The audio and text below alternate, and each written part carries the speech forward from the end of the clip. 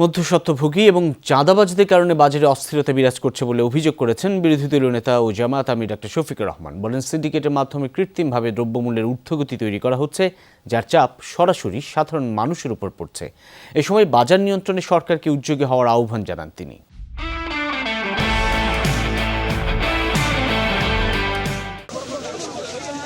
সকালে রাজধানীর মিরপুর শাহালী পাইকারি বাজার পরিদর্শন করেছেন বিরোধী দলীয় নেতা ও জামায়াতের আমির ডক্টর শফিকুর রহমান। এ সময় আমির সাংবাদিকদের বলেন, বাজারে দখলদারিত্ব ও নীরব চাঁদাবাজি চলছে, তবে ভয়ে অনেকেই মুখ খুলতে চান না। এখানে যে দোকানগুলো আছে, দোকানগুলা স্বস্তিদায়কভাবে যারা ব্যবসা করে তারা পায় না।